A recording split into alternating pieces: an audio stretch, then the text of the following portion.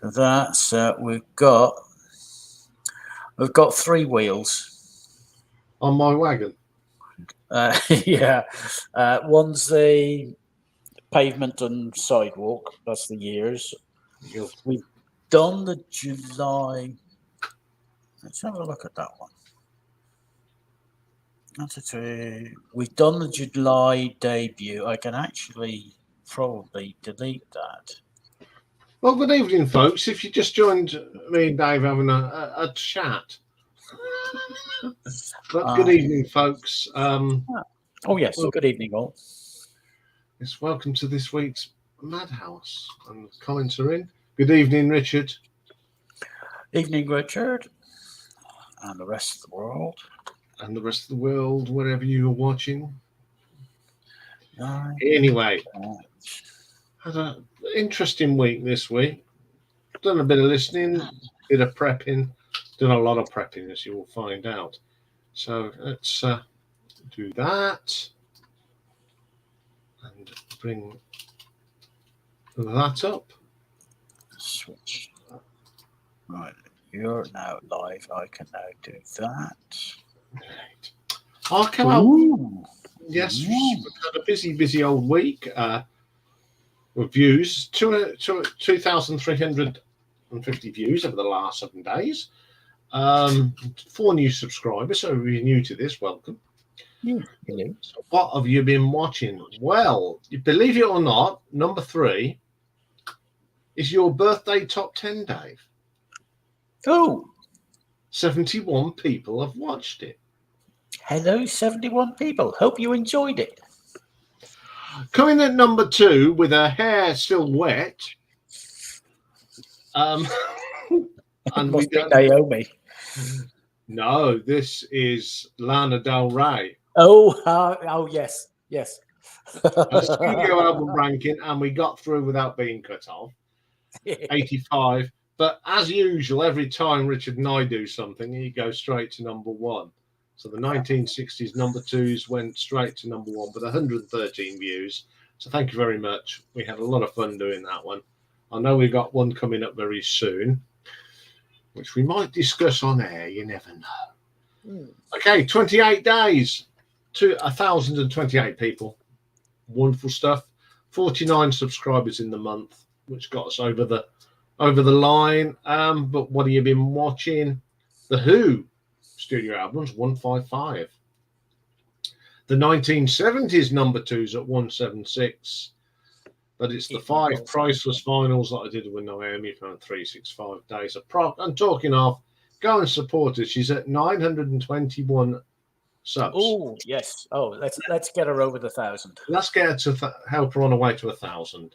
So that's 237. The whole shebangle then is 186,487 with 1,018 subs. Brilliant stuff. Nothing's changed in the top 3. Jethro Tull, Derek Riggs, and Status Quo that now sits at 6,773 views. Last week's Battle of the Debuts was a huge win for the Manic Street Preachers. So they are the Kings of Wales with 23 votes to 7 over the Stereophonics. So what have I been listening to? So we're getting through them. The FM ones, I've done 6 now. Tokyo Blade, I'm having so much fun with that. I forgot how good they were. 5 of the 13. Sonic Youth, yeah. I'm struggling. Delane, 4 of 16. 4 of 16, 4 of 6. Amberian Dawn, I've done 4 of 9. Misha Calvin, who's the... Is he a Serbian or an Italian guitarist? I'll have to check. He's a Baltic, and I've listened to 2 of his 3. Groundhogs are doing nicely, 6 of 13. Tony Banks Soundtracks, 1 of 2. New one's gone in the bag this week, The Flaming Lips. So if you ask for Flaming Lips, we're starting to listen to them. 1 of 16. And this one I'm really enjoying. I only started listening to that and I've already listened to 2 again. 2 of my favourite albums by Michael Schenker. Serbian is your answer. Okay. Completed ones. I've got through a few this week. Morrissey, Nectar, Prefab Sprout, The Doors, Clanad, and Tony Banks' solo stuff. So that is what I've been listening to. So it's now time for hatches, matches, and dispatches. Right, good evening, everyone. And as usual, we'll start with the dispatches, those who have left us. There's only 2 this week. 23rd of June, we lost a gentleman by the name of Lee Rauch,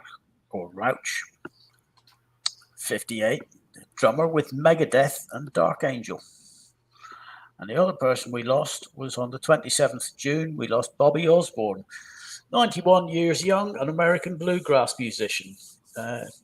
He formed a band with his brother, the Osborne brothers. However, we've got birthdays, lots of them. So let's start with the youngest. Derek Lee Rock, born Smith. He's an American drummer with a band called Melee and a band Suburban Legends. At the age of 40, we have Andrea Fimbre, an American singer with a band Danity Kane. We thought we'd include a little bit of classic this week because today it's Catherine Jenkins' 43rd birthday, Welsh soprano, singer-songwriter. 44 today is a gentleman who was born Richard Abidin Breen, better known as Abs Love. He's a singer with a band called Five. 45 years young today, Sam Farrar, an Australian-American bassist with Phantom Planet, and Nicole Scherzinger from the Pussycat Dolls. We thought a bit of a laugh would be worth it, so 47 years young today is Brett McKenzie, New Zealand musician and comedian. He's a member of a band called Flight of the Conchords. If you haven't heard them, they're well worth going and having a listen. I think you can find some of their stuff on BBC iPlayer or BBC Sounds. Let's see, 52 years old today, a gentleman by the name of Matthew Good. He's a Canadian musician with the Matthew Good Band.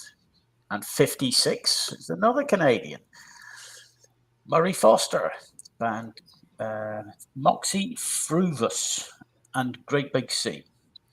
58 today is Trip Eisen. I think he was born Todd Salvador. He's an American musician with a band called Static X.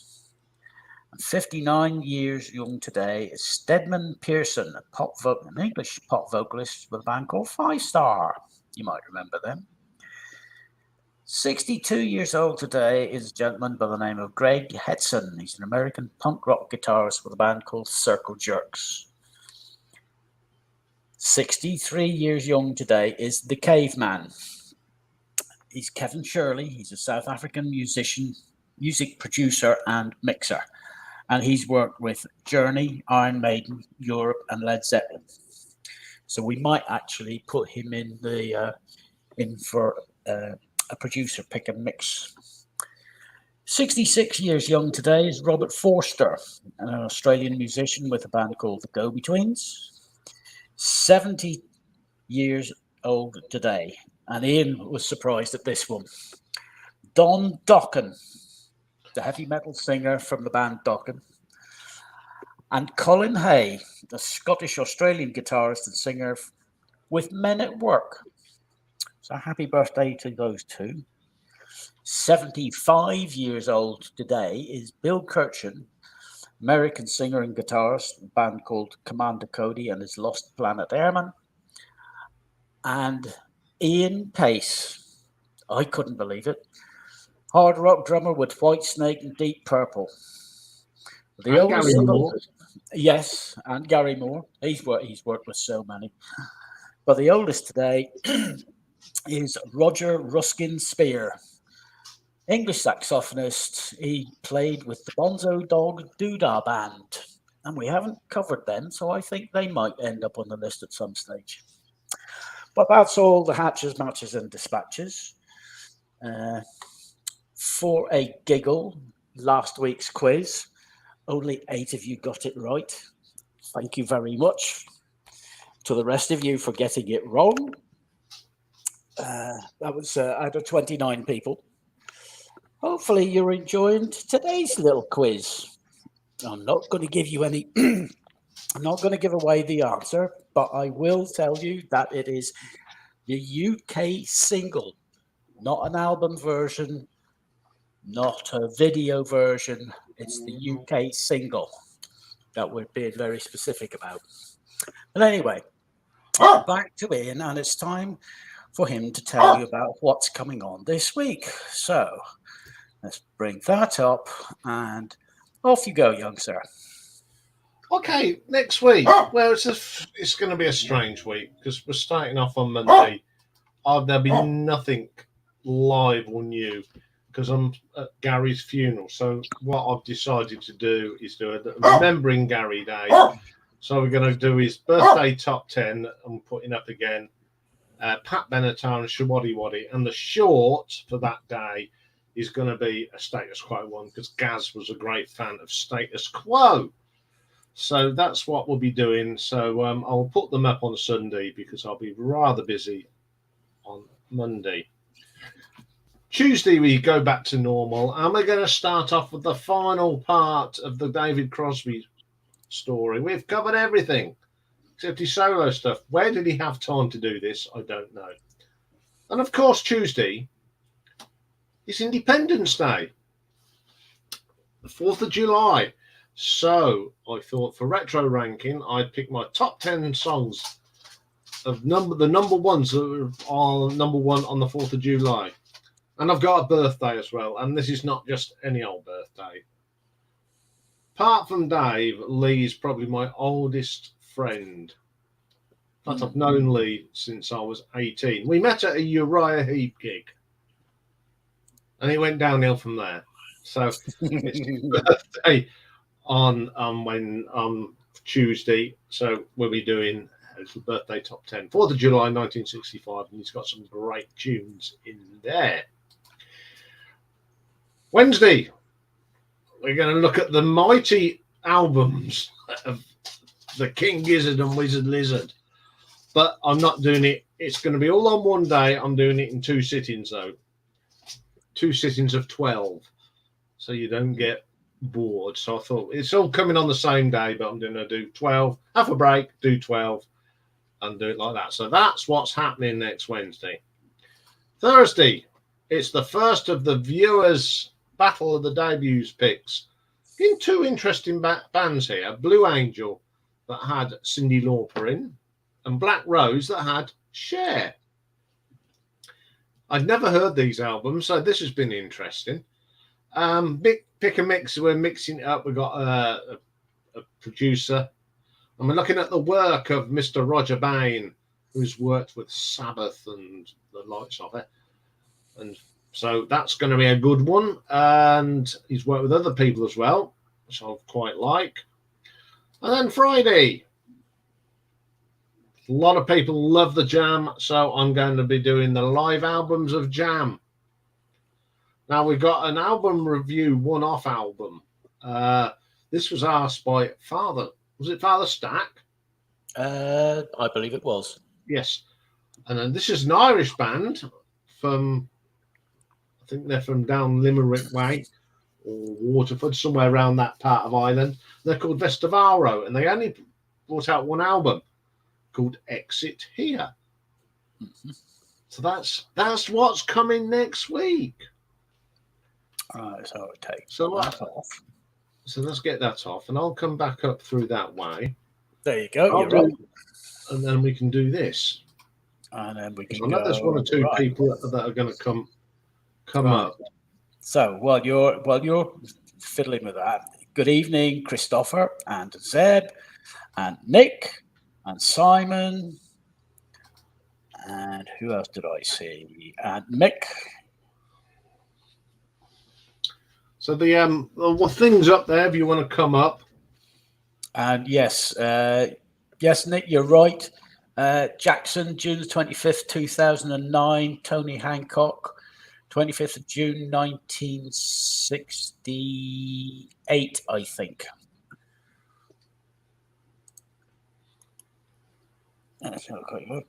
Yes, 68, the age of 44. Yeah, I don't do deaths on people's birthdays. No. But yeah, you're totally right. I mean, I'm a huge fan of Tony. Yes. Point. That's nearly half. That's half a leg.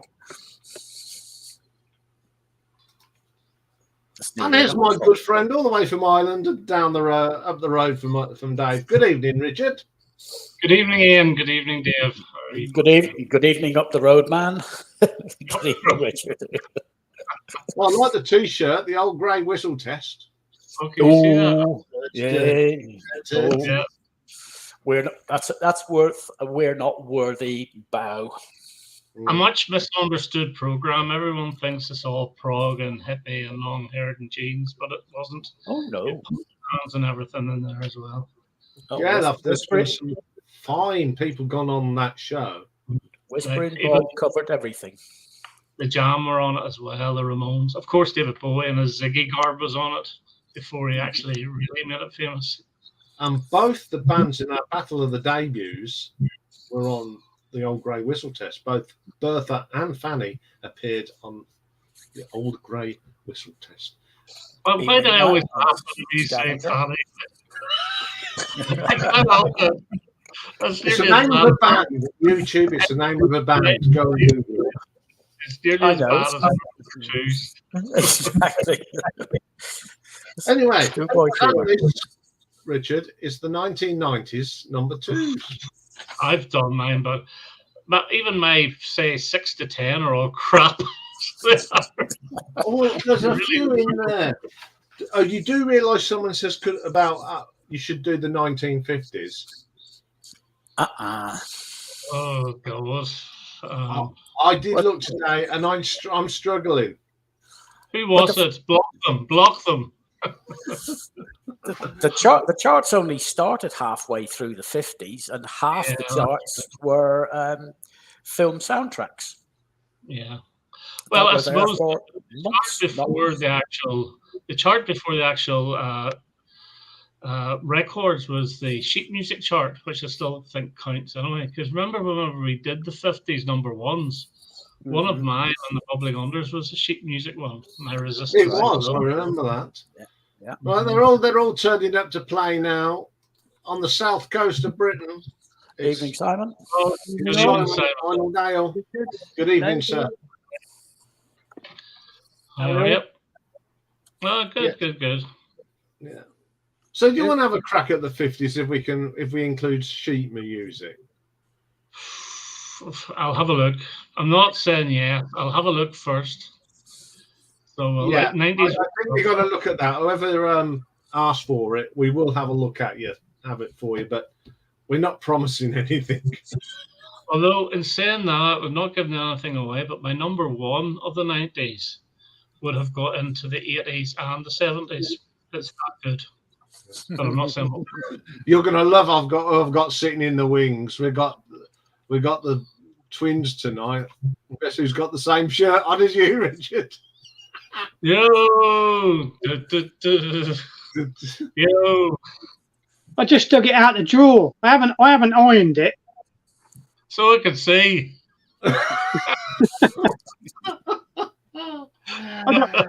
I don't bother with silly things like that. Exactly, Nick. Life's too short. Yeah. Anyway, Nick, did you have a good birthday? It was all right. It was very pleasant. Yes. I got up early Sunday and I went fishing. To catch anything. Carl? Only tiddlers. But I had a good day all the same. Thank you. Yeah. Very nice. Good stuff. Yeah, good evening, Martin. Hope you're well. Anyway, did anyone see anything of Glastonbury this weekend? Not a thing. No. Oh, yes. Yes, I watched a couple of sets. No. The only thing I saw was Elton John's set list, but I didn't see any of the performances. But he had a pretty good set list. Yeah, set list. Pretty good. I watched that one. I sort of half watched Guns N' Roses, and just skipped through it. They weren't that good, apparently, were they? No, That's what I. they said that there was problems with the sound for Axl Rose, but I could hear that's his guitar's all right. It's just Axel's voice was off. No, I've never. I think the last time I saw anything from Glastonbury, I think we were watching. I think Madness were on it, something like that. We tuned in to watch them, and then I think there's an American chap called C6 Steve. We watched him, and he was quite good. So I watched Cat Stevens. I've since watched some of Blondie. I was surprised at how Debbie Harry looked. Elton, watched the whole of Elton. I think she got slated as well. Yeah, her voice was off. She was singing about 2 octaves lower than normal. I don't think she was on foot. But the biggest slating of the whole weekend, and it was well deserved, was Lana Del Rey. Oh, half an hour late for her set, and she got the power was pulled at midnight because she was overrunning.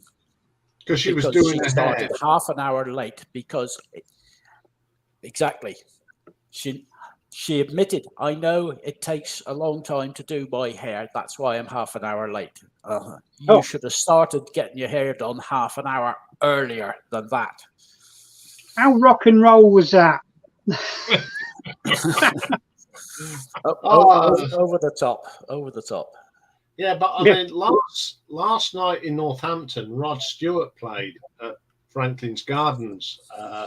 My mate Lee, he went last night. He said it was a great show.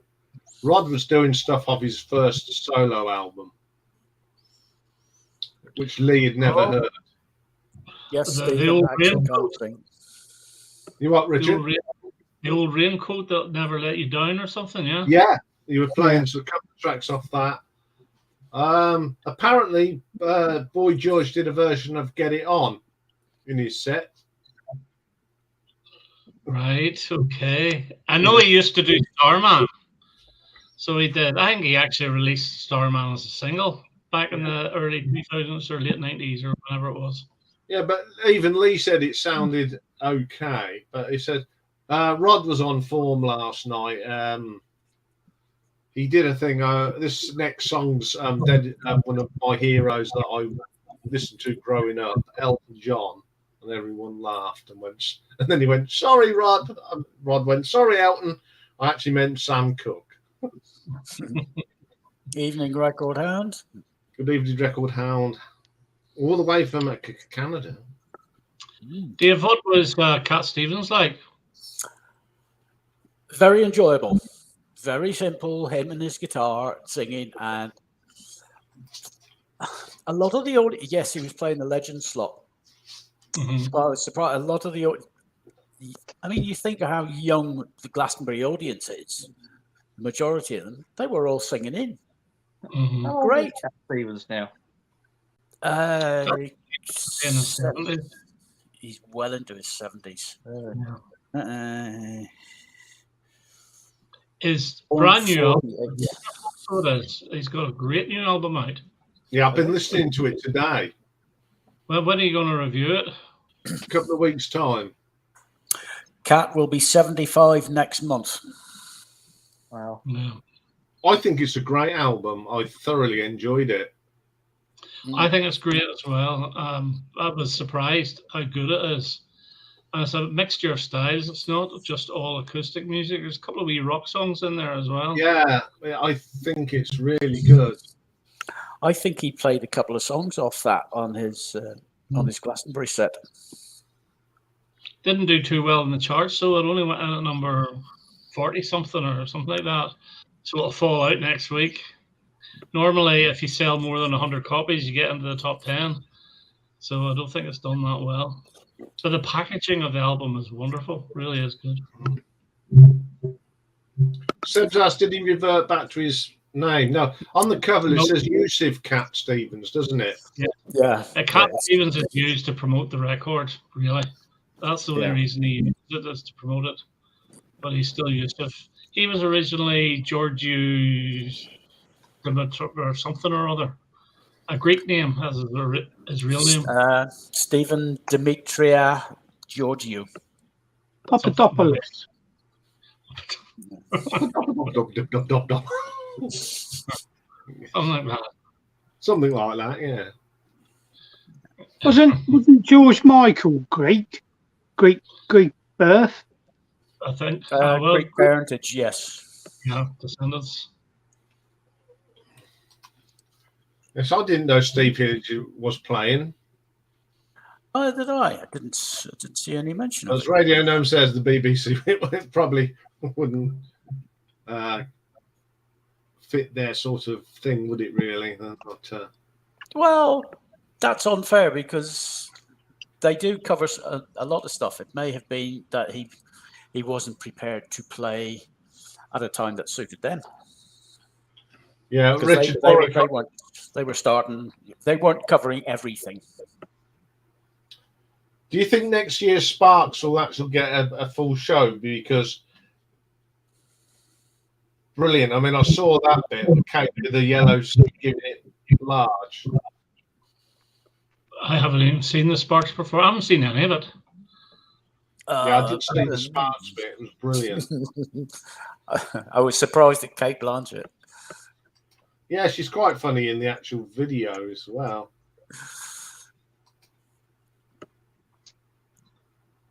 He was playing the Glade stage. What's all these different names? Where's the Glade stage? Is that in a tent or something?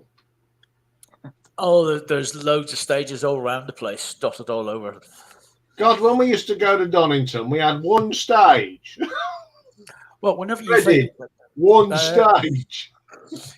Glastonbury, the site covers, it's an area the size of 500 football pitches. How many turned up to the first one? About 300 or something. Oh, I think it was a bit more than that, but Oh, it makes me laugh. They're all these sort of eco people, but you should have seen the pictures after. Disgraceful. So the pictures I saw yesterday of the volunteers who stayed behind to clear up, I don't know how many lorry loads they carted away. But there's 10. Oh, did you see the guy that put up his tent and brought the bed for his wife and put it up? He brought a bed from IKEA and assembled it in the tent so that his wife could be comfortable. I think that's a good idea, actually. He was actually tweeting on the Sunday night, bed for sale. What owner? I mean, I used to go to things like Reading that camp over, but I used to take my tent back home. I think they just buy tents for that weekend and just dump them. They've got more blooming money than sense. The tickets are very expensive as well. About 300 quid, isn't they? Something silly like that. It all depends on what you go for. I can remember my brother Eugene before he passed. A couple of years, let's see, it would have been about 2015, 2016. He was saying about, I asked, what would you like for your birthday? And he said, I'd like to go to Glastonbury. I thought, okay, right.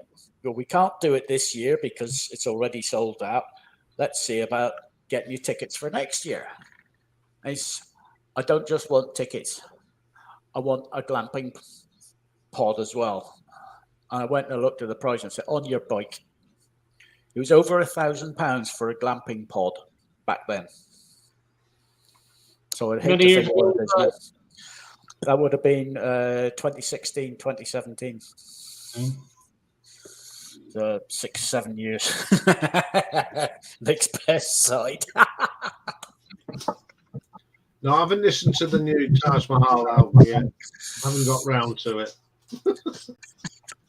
I mean, when I first started going, the first time I went to Reading, I think it cost me 50 quid for the weekend.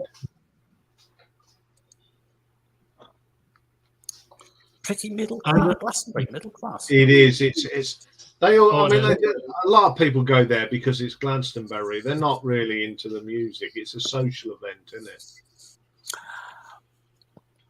it? Yes. Yeah, it's nothing to do with it.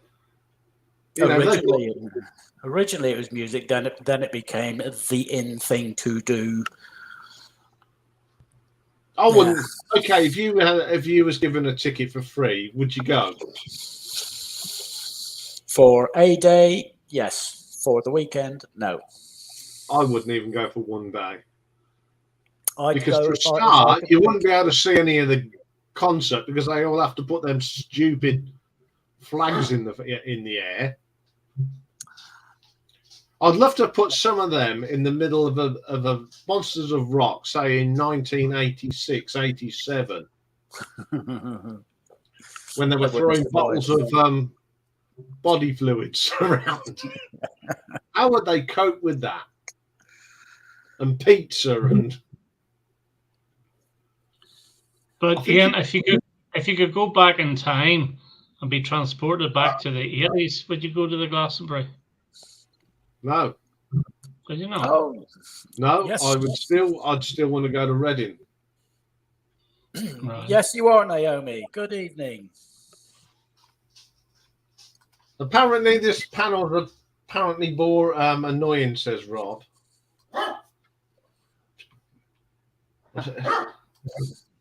I'll say let's see if we can let's get you up here then, Rob, and see if you can do any better. Oh.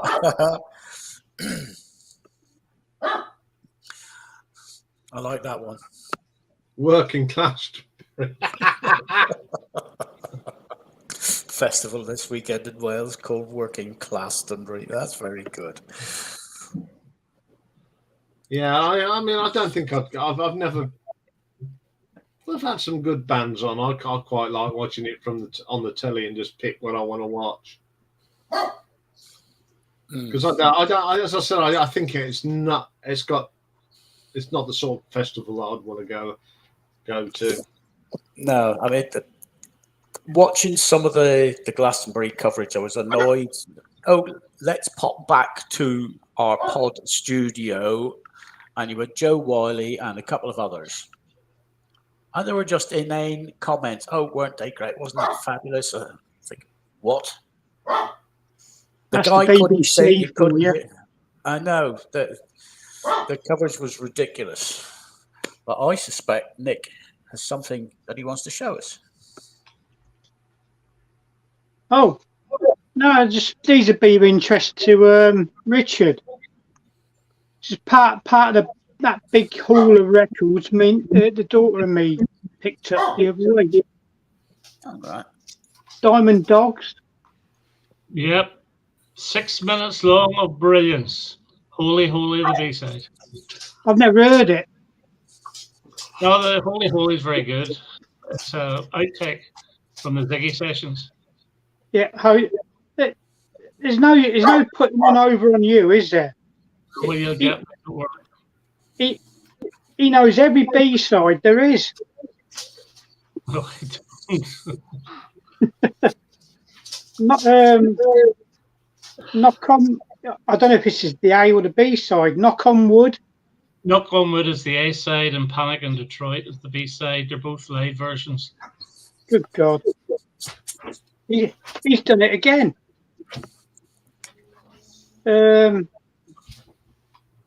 Rock and Roll Suicide. Rock and Roll. Oh God, what is the B side of that? Is it Quicksand? It bloody well is. Hey! I don't know. Well, I've heard of Diamond Dogs. It's an album, isn't it? It was the second single from that. And I think I've heard of Rock and Roll Suicide, but I honestly wouldn't know how the tunes go. I'm not a big Bowie fan, but these are in the pile of records we got hold of. Oh, So you know I Diamond pulled Dogs. them out. You know Diamond Dogs as soon as you put it on. Well, you'll know Knock on Wood because it's a famous song. It's a cover version. Oh, it's a cover version, is it? Oh, yeah. Remember Amy Stewart used to sing it? And That's right, yeah. I did find one T-Rex one on the Fly label after you left last week. Look, I don't know what I've done with it. Hi, Deborah. I saw that. It's the reissue from 1972. It's not the original single, but it's the one that charted. It's got 1 Inch Rock, and I believe the Seal of Seasons on it as well. Oh, So it top 10 whenever T-Rex were very successful. But I'm going to stop talking now because Rob is going to give off hell, saying I'm not that boring, that he's going to leave. Good evening, Rob. Hi, how you doing? I'm doing good. Yeah. Call yourself music fans. You're not even watching Glastonbury.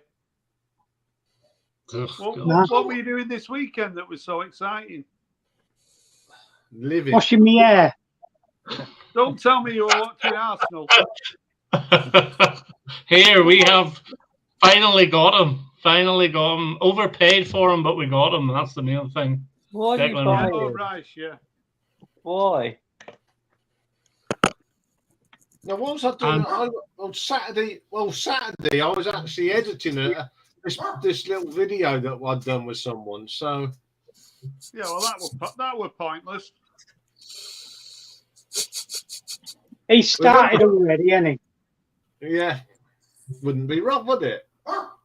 No, but I mean, just about Arsenal signing Declan Rice.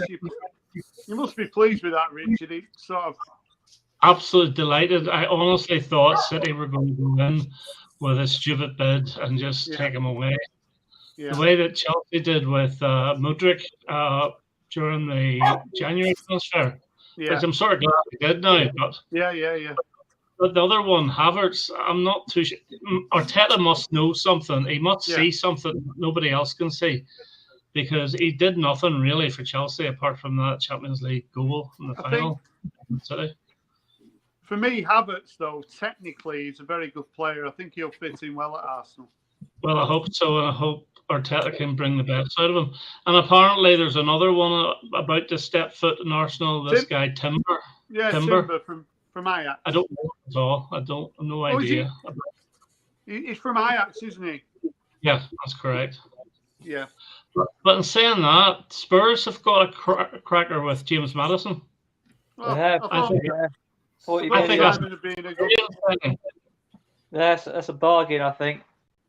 I think we get the offload Winks as well, so that's going to help. Yeah.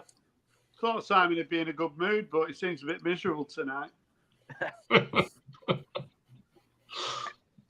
No, I was actually watching the.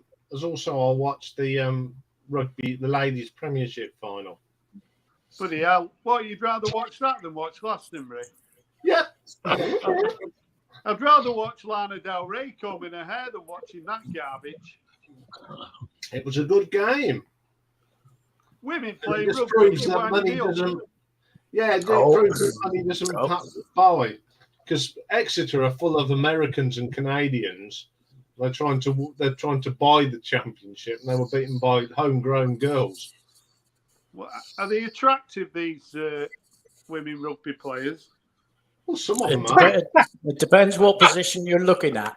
Yeah. Oh, good God. I'll leave that to your imagination. I'll tell you what, you wouldn't want to get in the front row with some of them girls. God. You wouldn't want to be in the second row. Sounds like a Saturday night in Oldham, that. Yeah, it was a good game. But I didn't watch it on the Saturday night. I watched it on catch up. Yeah, I watched quite a bit of Glastonbury. I spoke to my son. He enjoyed it as well. Texas were on. They were good, Richard. Oh, were they? Yeah, they were very good. I suppose they played all the hits. Yeah, of course. It got me because when I was in work on Saturday, then I sort of put Texas on, streaming, listening to them. Yeah. And they are underrated. No one ever speaks. I know you've got the best of, haven't you? Got a best of, and it is very good. But it annoys me because there's a Black Eyed Boy as the live version on it, not the studio version, which I know it's the only one that annoys me. But they do a song. It's almost like a cover of it's the same music of Je t'aime moi non plus. I can't remember the name of it, but it is brilliant. I'm not too sure what to call it. In the 90s, sort of mid-90s, Texas were one of the biggest bands, weren't they? They were indeed, yeah. Yeah, I think they were.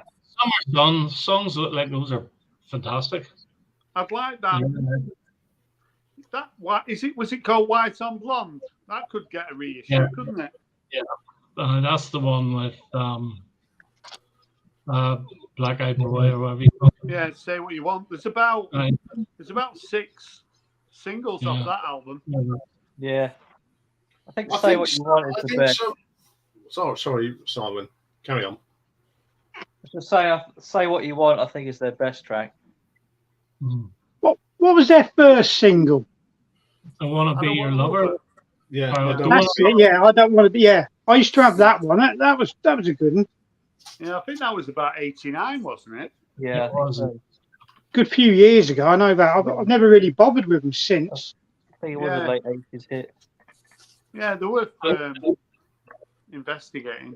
Basically, Texas, really, if you look at it, were like Altered Images Part 2, because your man Johnny McAlone was in both of them. Yeah. What did you think of the singer? Did she do it for you? Who's Charlene? Charlie. Yes, of course she does. Yeah. I haven't seen her lately. She did when she was younger. To be honest, I still preferred Claire Grogan. Because Claire Grogan had something that nobody else had. Don't know what it was. Yeah. I got a copy of that, It's your favourite album from '83, Bite. Yeah, it's a brilliant album. Absolutely brilliant. Yeah, I've got it. Hang on a minute.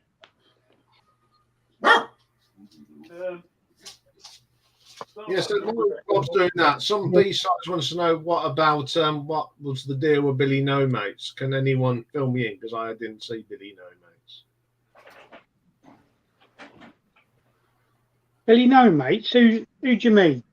Yeah, Robert, no, Billy No Mates. What was the deal with them at whatever at Glastonbury then? As you've watched more than everyone else. I don't know. I didn't see them. Well, there you go, B-sides. No one here knows about it. No, I know who Billy No Mates are though. Yeah, I picked up the cassette version of that Bite. And, that is such a good album, isn't it? It is fantastic. And you compare that to the previous album, which is all the little bubblegum pop. It's so different. There is a slight sort of disco-y dance edge to it, but it's so well produced. Two producers, 4 songs by Visconti and 4 by Mike Chapman. Yeah, I know that.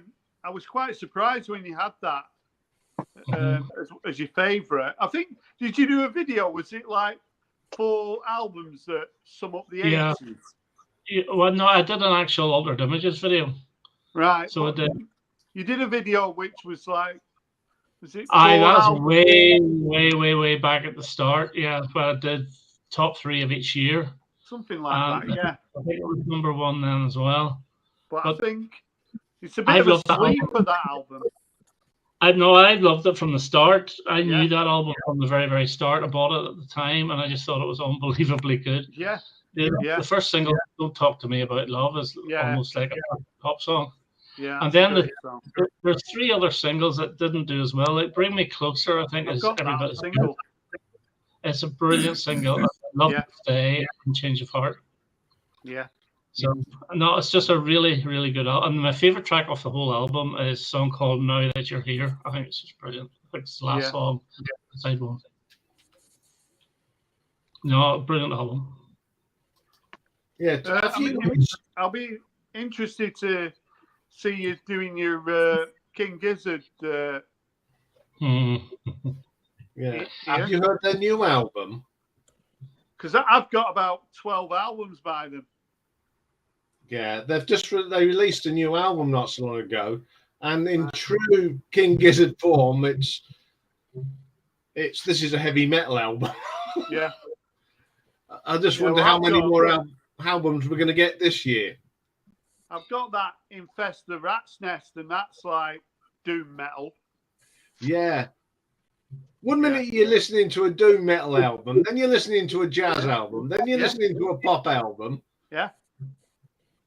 They're such a talent. I think they're just a very talented band. Yeah. I mean, if you ever got the chance to see them live, I'm sure they'd blow you away. They blew me away anyway, for sure. Oh, I'd love to go and see them live. Yeah. You know, they've got this new album out, so you never know. Yeah. But with so many albums and such a short space of time, is the quality as good in them all, or any of the songs all very, very similar?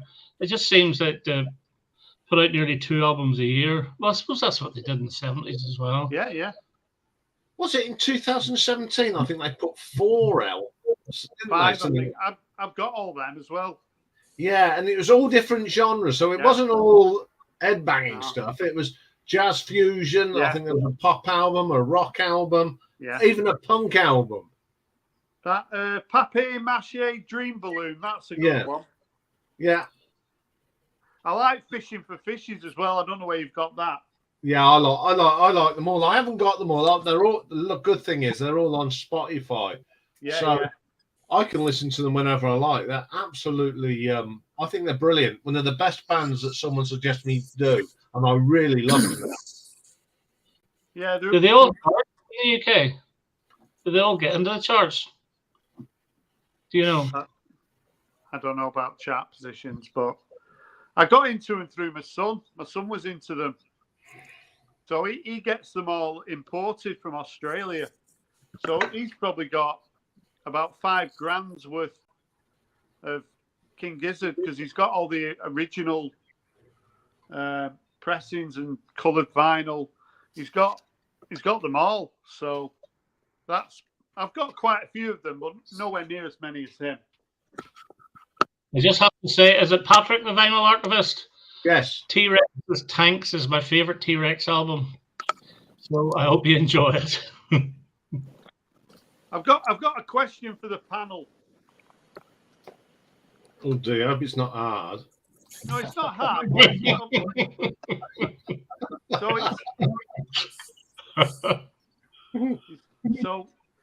it's a bit boring. It's predictable as normal, but could name like a couple of classic albums that you've actually never heard. If anyone wants to put stuff in the comments as well, because we've all got these albums. People on the VC show these albums, you think, God, I've never even heard that, and it's quite a classic. So I'd like to hear what people think. King Crimson Red is one I've never heard. Right. Yeah, I was going to say that. Radiohead. Which one? The Computer, whatever. I've never heard that. Really? Nope. Right. Okay, Computer. Good album. I've never heard a single Led Zeppelin album in my life. I've only heard 1.5 Pink Floyd albums, and that was enough for me. Yeah. I've never heard a single David Bowie album. Shock horror. I'm not surprised though. I'm not surprised by that. I've got a hits album, and that'll do for me. You know. Patrick's never heard Depeche Mode Ultra. Neither have I. No, that's a good one. I'll tell you what. Up until I ranked, I listened to the Nirvana. I'd never listened to any Nirvana. Really? Right. That's one I've never heard. Nevermind. I just know the song "Smells Like Teen Spirit." Yeah. What's the reason behind not listening to it? Because you could go on Spotify, you could go on YouTube at any point and give it a listen. So what's stopping you doing that? With Nirvana. With any album, really. Example, Nirvana. I remember buying one of their CDs very cheaply in Utero, I think that's you call it. And I thought it was absolute garbage. Right. That's supposed to be the best album, I think. And I've just no interest. No. And the thing is, Smells Like Teen Spirits. It's like Bohemian Rhapsody. It's been flogged to death. Yeah. I love Nirvana, but I think best track on that album is "Come As You Are." That's a good song. Yeah. I could sit and listen to that song over and over and over again. Any more, Nick? What about Iain? Anyone else? Michael Jackson's Bad. Yeah, I've heard it's not that good. That. I'm sure all of them are released as singles. You'll know it anyway. I think there's only 2 tracks on that. I think there's only 2 tracks on it that weren't singles. Yeah, I think you've heard most of that, Iain. Yeah, and I didn't like half of that. So. Yeah. Loads of Rolling Stones I haven't heard these as well. Yeah. They got so many albums, haven't they? Yeah. Haven't listened to the Captain Beefheart record all the way through. I struggled to listen to the old thing. Oh, Charles has come up with a good one. Haven't heard Pet Sounds. Wow. Oh. No, I haven't. Oh, brilliant album. Yeah. That album took me so long to appreciate it. I didn't like it at the start. No, and there's a lot of people that don't like it. I know. And then a couple of songs started to grow on me, and then a couple of other ones started to grow on me, and I started to really appreciate it. But I honestly think now I prefer the Beach Boys album called Today, because it's more fun. That's good. I think it's a really good album. Yeah, I love that album. Yeah. I tried Hot Rats, Frank Zappa. Dreadful. Awful album. Sorry, Richard. I tried Freak Out, Mothers of Invention. I've tried We're Only in It for the Money, Mothers of Invention. I've tried Weasels Rip My Flesh, and I just don't get Zappa. Just don't get it. And the same with Beefheart as well. Yeah. What's the Beefheart one? Is it Troy Mask Replica, which is supposedly a very different person? Never heard of it. I can't stand that album, and I got a lot of stick when I plunked it at the bottom of my rankings. But if you want to listen Sorry, Rob, go on. No, just saying, if you want to listen to Captain Beefheart, that's the last album you want to try. There's a lot of other stuff that's more interesting and a little bit more accessible.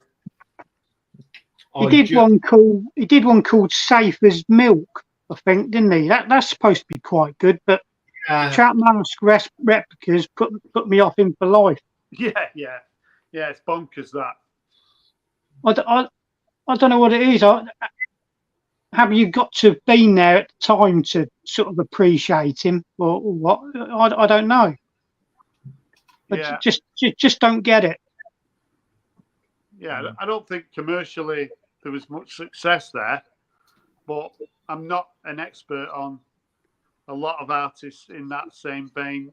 Similar to Frank Zappa, I know there's a lot of people who lord over Frank Zappa, and it tends to, if you get into Frank Zappa, you really get into Frank Zappa. I'm not really. So to be honest, I've not given him enough time. If I gave him enough time, who knows? I've got a few albums by him. I think Patrick's right. Overnight Sensational is a good one to start with. It's very accessible, and I think Patrick, you're right, mate. It is a good one. That is. Well, I heard somebody in the VC say Hot Rats was the one to listen to first, but Yeah, Yes. Frank Zappa, yeah. not for me. There's another band that is very popular that I just don't get, and that's Steely Dan. Now, I have heard one album, The Royal Scam, which James Griffiths sent me, and to be honest, I don't like it. So I haven't heard any of the other albums whatsoever. I don't know what your thoughts are on Steely Dan, but Asia, brilliant album, I think. I've got Is all it the not albums, so. Oh, Steely Dan's okay. I wouldn't say it's the top of my sort of southern rock. I mean, as far as I'm concerned, it's Lynyrd Skynyrd. Not southern rock, though, is it, Steely Dan? no, Steely Dan are more like jazzy, are they not? Yeah. Yeah. He did one really well-known tune. I keep hearing on the old Golden Oldie radio station, but I sort of sing along to it and I'm along to it. I couldn't tell you what it was called.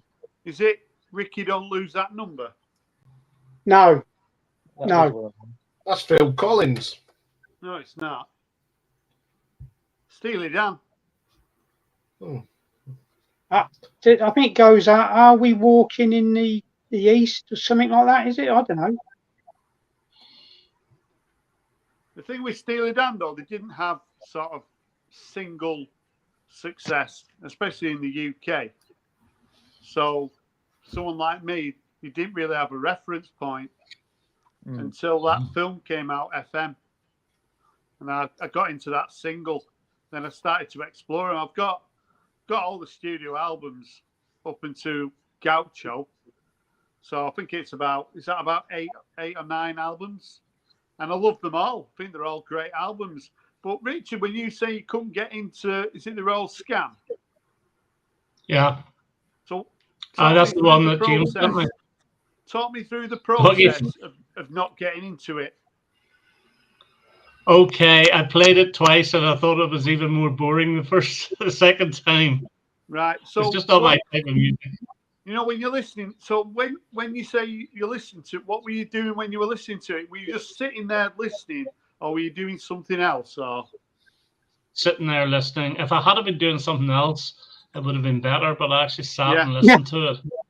Yeah. And it just does nothing. Put it this way, I prefer Steely Span. Maybe you're getting confused with Steely Span, Nick. Yeah, he probably is. No, Richard Warrington reeling in the ears. Reeling in the years, yeah. Reeling in the years, that's it. That's the one. Yeah. I think that's the only one everybody knows. Well, people keep banging on about Pretzel Logic, don't they? But yeah. I don't know. Have an album by me. Well, Zeb's only never heard any Styx LPs except the hits. Any what? Zeb, he's never heard any of the Styx albums, only the greatest hits. No. The only thing by Styx I've heard is it Babe? Yeah, and that's awful. Didn't they do? Is it called Mr. Roboto? Yeah, Mr. Robotic, and that's a pile of junk in my books as well. Their early stuff is the best stuff. You know, their first 3 or 4 albums, where it's more sort of proggy and guitar orientated, not this 80s nonsense. There's a lot of bands over here that just don't get the appreciation like they do over the pond. There's so many. Like the Beatles. Yeah. Like the Beatles. What do you mean, Simon? Give some examples. Well, a lot of the bands you've mentioned, which have been brought up just now, I think seem to get a hell of a lot more appreciation in the States. Yeah. Than they do over here, even if they are British. You know, I think they have a more of a fan base overseas. You know, maybe like bands like Iron Maiden, that kind of thing. You know, maybe it's just me. There's a lot of American bands that totally pass me by. So, and if you want to talk about the VC, So I'm talking about bands like Kiss, who are very popular in America in the VC. Yeah. Also, as you said, bands like Journey and Boston. Yeah. Rush. Van Halen. Van Halen, yeah. Yeah. But none of us, maybe apart from Iain, we're not really rock guys, are we? So Ian's probably, I mean, he stands out like a sore thumb, doesn't he? But he's the one who's into heavy rock, isn't he? Yeah, I love Van Halen, always have. Yeah. I think even Led Zeppelin you could say are one of those bands. Don't you think that's because America is more of a rock sort of country, classic rock, heavy rock? Yeah, and prog. I would say. I think you're generalising a little bit there. A lot. I mean, if you're talking about the VC, there's a lot of appreciation for jazz, isn't there? Yeah, I mean they've got the jazz bums, haven't you? Yeah. Which can be really sort of quite educational, and if you're in, I know you got. I mean, Simon, I think you like a bit of jazz, but Nick, I do. Richard, not really into jazz at all. I've got a copy of Take 5 on 7-inch single. Yeah. And I've got a couple of Ramsey Lewis 7-inch singles, which are like Northern Soul, adopted by the Northern Soul crowd. Yeah, the in crowd, The in crowd, Wade in the Water. Yeah. But that's about as far as I'll go with jazz. Just not my thing. Yeah. I think bebop booms come up there. We had Slade, so we didn't really need Kiss because they filled the same void at the time. Is that? I'm not too sure. Is that completely accurate or? Yeah. Slade didn't wear makeup and. No. Yeah, but I think Kiss cited, what's his name? Gene Simmons cited Slade as a bit of an inspiration, didn't they? An influence. Yeah. Do you want to do the quiz? Yeah. Now Richard's back. Where did you go, Richard? Oh, the internet froze completely. Oh, so I came out and came back again. Right. This is the bit panel where we have to do the Rob's quiz. If you're in the gallery, if you put your answers in and I'll put them up as we're going along. But with Richard here, we're probably going to lose. Oh, no. Depends what it is. Depends what it is. So if this Steely Dan's greatest hits of no hope. So this album is from it's around 81. So what I'm going to do is I'm going to name the band, and you've got to name the single that's on this album. Yeah. Yeah. Mm-hmm. There's quite a lot of sort of pretty well-known band singers from sort of 81 period. So it's not that easy. There's some pretty obvious ones. So this is the album. This one. Don't know if anyone knows it. Right. Okay. I'm out because I've got that album, so I will not participate. So that's the album. Oh, we have a decent chance of winning then. So I will stay out of this. Like Richard in 1980. It does, doesn't it? I'll stay out of this one. So I've got it. Right. So the first track is by OMD. Made of Orleans. Close. Souvenir. Joan of Arc. Well done. Well done, Nick. Japan. Life in Tokyo. No. Big in Japan. No. Ghosts. No. I second that emotion. No. Visions of China. It's what you like to have on a Sunday.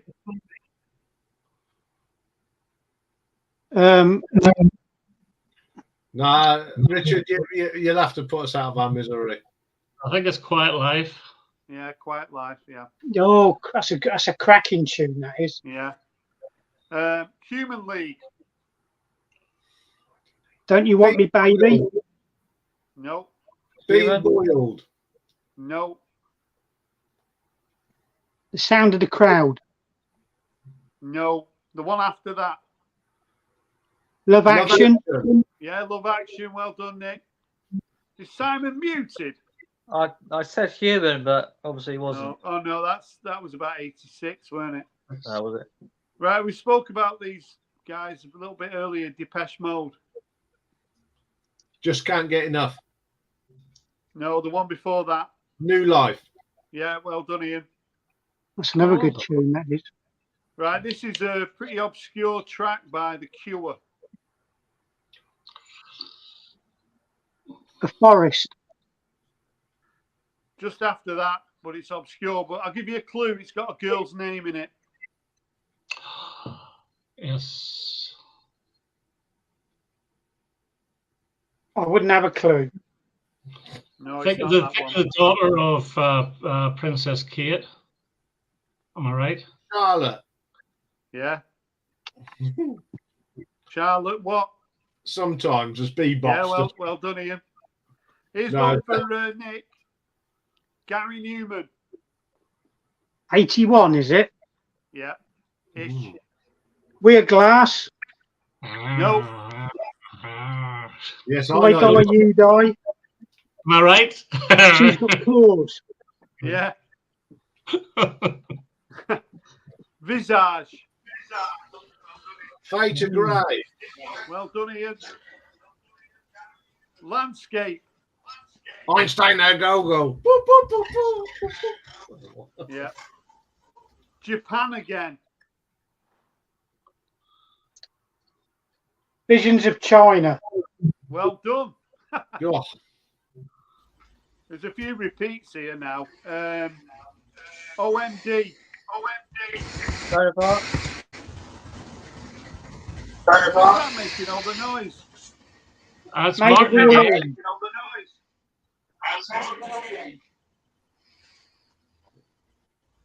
hello, Martin. Are Me you- making all the noise? Yeah. Yeah. Yep. Sorry, Enola mate. Gay. Oh, hang on. I need to close the other window, don't I? Well done, mate. Is that better? Yeah, it's not rocket science, is it? I can still hear feedback. Sorry, Rob. Go on. You're spoiling Yeah, this so- now. No, guy. I No, deliberately came in at the moment. Souvenir. No. Electricity. Enola Gay. Yeah, Enola Gay, yeah. I said that. What? And she said it twice. You Yeah. need to turn the echo off. Steward's Inquiry. Last one, Human League. Don't you want me? Sound of the crowd. No. Sound of the crowd. Sound of the Crowd. Martin, turn your Sorry? turn your YouTube off or put your YouTube on mute. Open your heart. I turned it off. No, we can still hear it. Well, my phone's not on and me YouTube's not on, no. So I don't know. Stop now. Stop now. Yeah, you got it there. Rob hasn't stopped. I can hear it again now. You got it, Nick. Open your heart.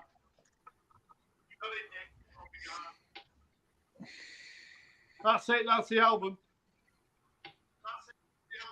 That's a very, very good album, you know. It is. What was the name of the one you showed last week? I can't remember. Don't remember. It was just I wouldn't mind getting hold of that. That was all. I'll come out for a minute because that echo might stop. It's got You bad can come echo. back in.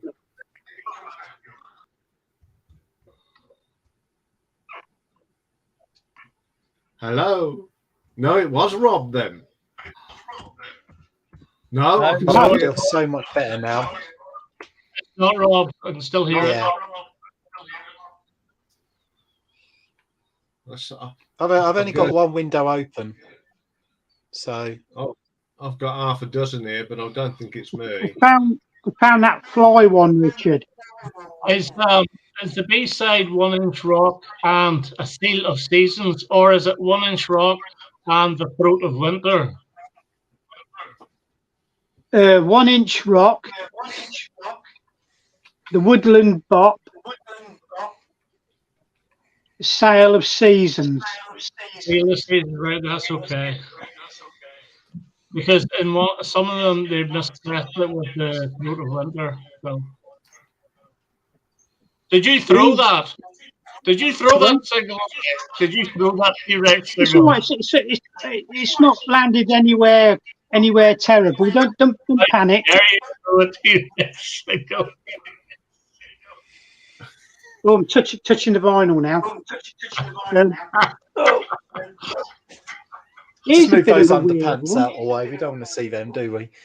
I thought it was just a Martin.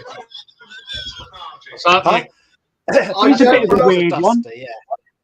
It's a song called I think it's a cover. It's The Opposite Lock by the Emperor Roscoe. There's one for the teenagers. Emperor Roscoe.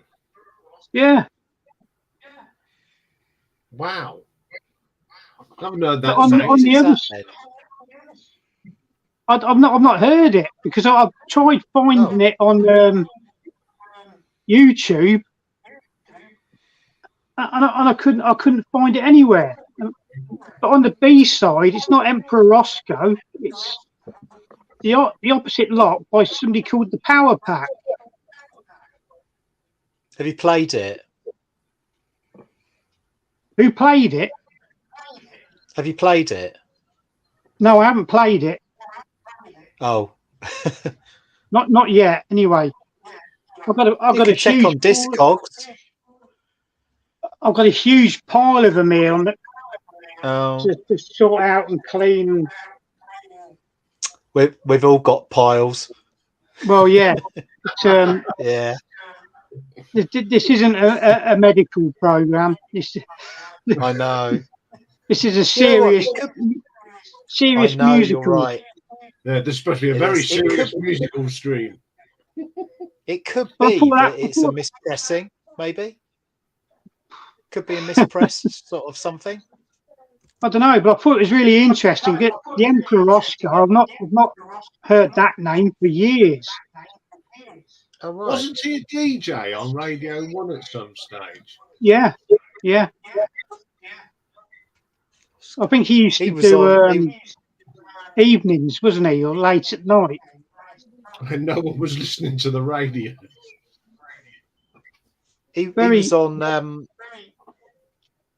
Dukes of Hazzard, wasn't he? Roscoe Pico. Train.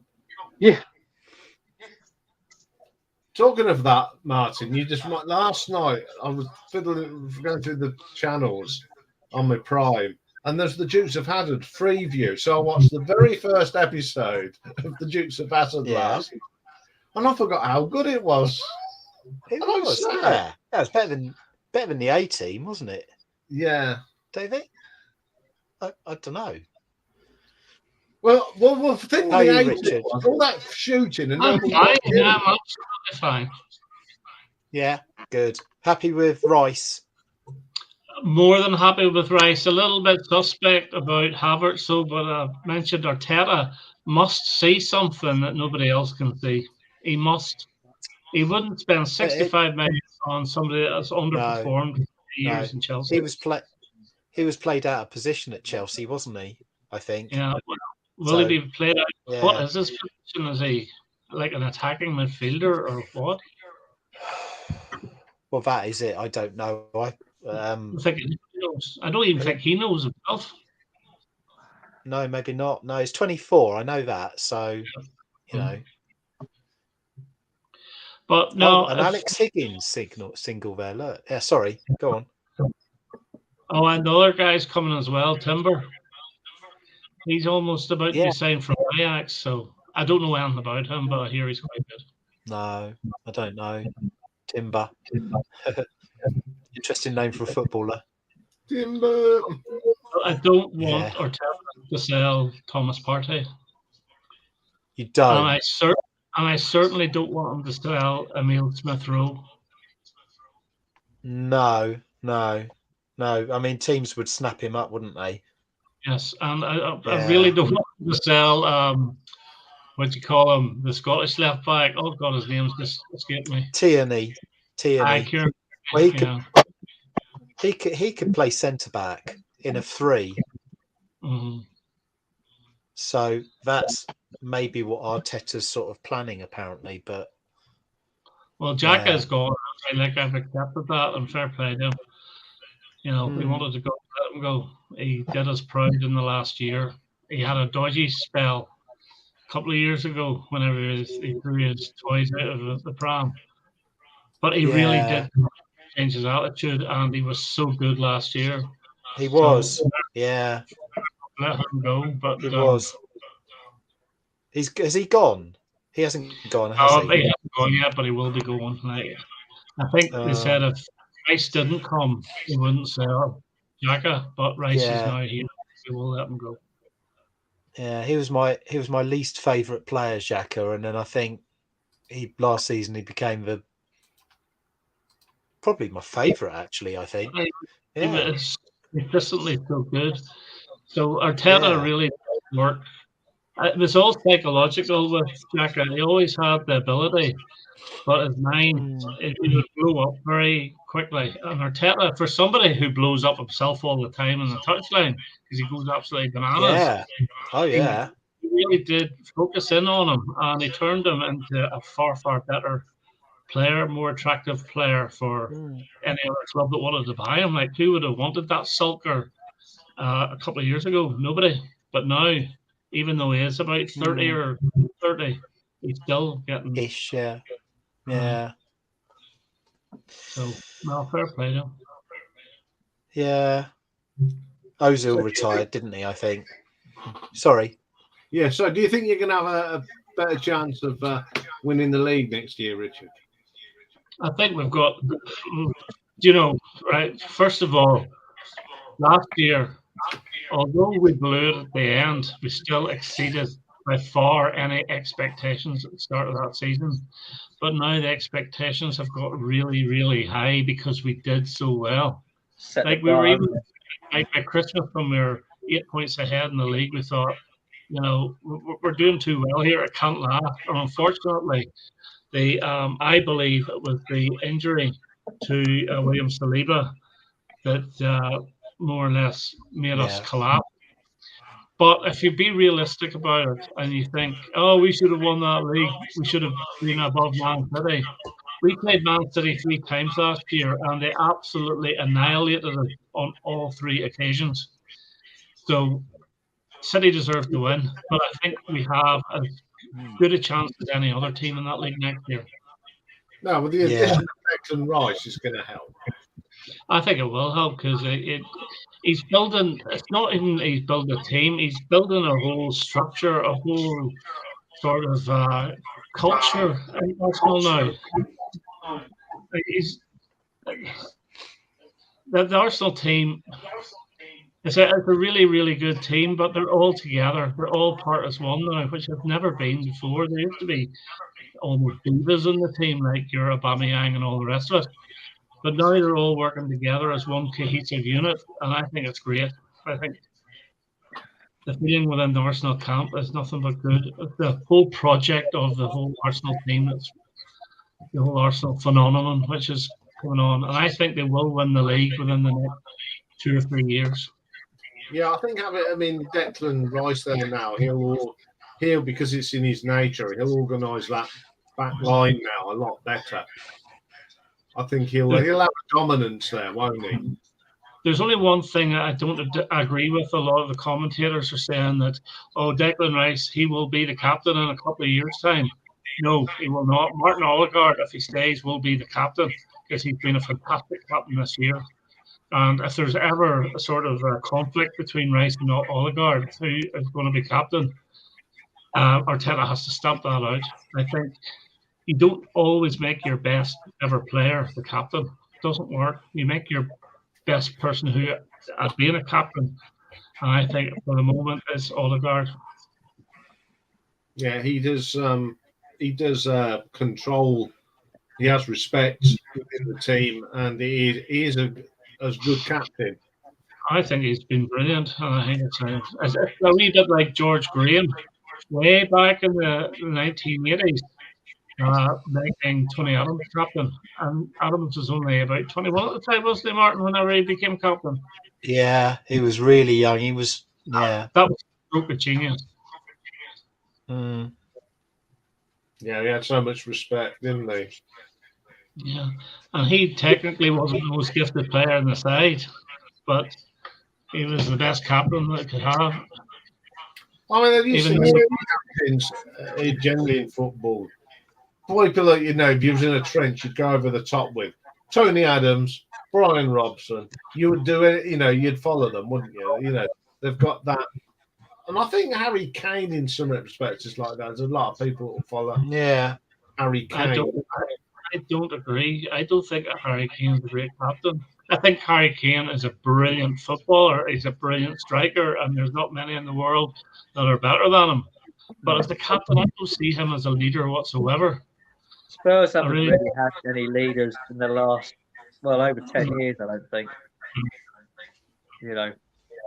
Not anyone for such. I'm trying to think of the last Spurs captain that you could call a real true leader. Maybe Gary Mabbott, maybe. Yeah, that's what I was thinking. Great captain. After him, there hasn't really been anyone, really. I don't think. Steve Perryman. Was he captain? I think so. A bit before Mabbott, I think, wasn't he? Yeah, he was earlier. Yeah. Martin Chivers. Cool, you're going way back now. Jimmy Greaves. Jimmy Greaves. Graham Roberts. Says Rob. He was a right old partner. Yeah. Part of the 80s, wasn't he? Graham Roberts. Yeah. I suppose it's like at Man United in the 70s. Martin Buchan. Okay, he was a half-decent player, but what a captain. I thought he was brilliant. I thought he was a brilliant player, actually, Martin Buchan, even though I was never a Manchester United fan. Yeah, I thought he was a really good captain. And then, of course, there's John McGovern, Derby and Nottingham Forest. I mean, he was captain both sides to league championships. That's a feat in itself, isn't it? Two different clubs. Yeah, both small provincial Midlands towns teams both won the league, didn't they? Twice? Did they both win it twice? Derby and Forest. Something like that. I mean, the thing is, when Cloughie took over, they were hovering at the bottom of the old second division, weren't they? Yeah. That's right. Didn't Forest win it 2 seasons on the trot? Or am I thinking the European Cup? They won the European Cup 2 seasons on the trot, didn't they? Yeah. And it was Brian Clough that managed both Derby and Forest when they won it. Isn't that correct? Yeah. Yeah. Did you ever see that film? Yes, I did. It's brilliant film. Yeah. Whenever absolutely brilliant. But the players were just not having it at all. The Leeds players, they weren't having them at all. No. They They did. They sort of. I mean, Don Revy wrapped them up a bit, didn't he? But Cluffy went in with a thing. All them medals you've won, throw them in the bin. That would have gone down There can't be too many teams now in the Prem who haven't been relegated, like during the Premiership since it started. Say that again, Simon. Sorry, I missed it. There can't be too many teams in the Premiership now who haven't been relegated in the Premiership. Right. Well, Everton, Arsenal, Liverpool, Manchester United, Man United, Tottenham. Tottenham. I don't think Everton have ever been relegated, even in the old. As well. They haven't gone down in the. I don't think in the Premier League either. I think it was the 1980s when Chelsea went down. It was the 1970s. Yeah. Man United and Spurs both went down. Yes, they did. Yeah, because I read there's some clips on YouTube of when Spurs beat Bristol. I think it was Bristol Rovers 9-0. Colin Lee scored 4 goals. Wow. I saw Kettering Town beat Bristol Rovers in the FA Cup years ago. I saw Northampton Town the cup winners from the previous season, Coventry City, 1-0. That was Blackburn have won it and they've gone down, and Leicester won it, they've gone down. Yeah. Villa ever gone down? Yes, Villa have gone down, yeah. They have. Yeah. Yeah. I remember when Leicester were frequently up and down in the 70s, and were always, they'd win promotion and go straight back down. What about Manchester City? Have they been down since the 80s? Yeah, they've been down, yeah. They've been they went down to third, wasn't it? Yeah, right, yeah. Aston Villa will be pushing for top 6 this year. Because Unai has done a magnificent job with them. I can't believe we've stopped talking music and people are still watching. Sorry, I've completely ruined it, haven't I? Talking about football. But no, you haven't ruined it. No. You just were diverse. Yeah, diverse. Diversity. This is like a load of blokes sitting in a pub talking about music, football. We're talking soccer. Yeah, it's football for us, man. Do you know what I'm sitting here doing? Do you know what I'm sitting here doing? I'm gluing for the second time with Gorilla Glue the lid to the cat flap on the on his box because it snapped off. So I'm just trying to get it at the right. This is a blokey thing, isn't it? Probably, but trying to get it just at the right angle. The angle of the dangle. Yeah, let's see that from another angle. There we go. Where's your handkerchief gone, Nick? Thank you. He's gone. You look naked without it. Great. Everybody's commenting on the old knotted hanky. Yeah. It's this year's must-have BC accessory. I think it is. Yeah.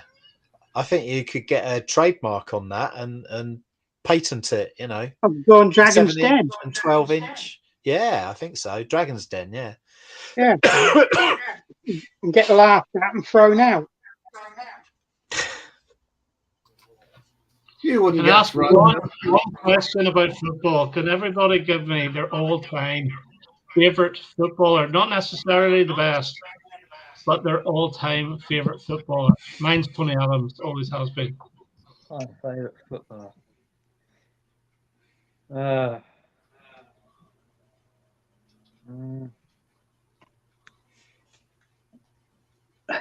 I would have to say probably Jurgen Klinsmann for me. Oh, a good choice, actually. Very good choice. Being that I was so young at the time, you know, a kid following Spurs. He was my hero. Oh, Him and Sheringham up front. Andy Ritchie, now that's a name you don't hear. Andy Ritchie, I haven't heard of his name in years. He's an Oldham player, wasn't he? Yeah. When they were in the... Bobby Charlton. Bobby Charlton. The consummate professional. The consummate comb over. Yeah. What he doesn't know about a comb over isn't worth knowing. my favourite, one of my favourite players was Francis Lee. Oh, he was a wee Rottweiler, that boy. But he gave it 160% every game. Sweat and guts and mud.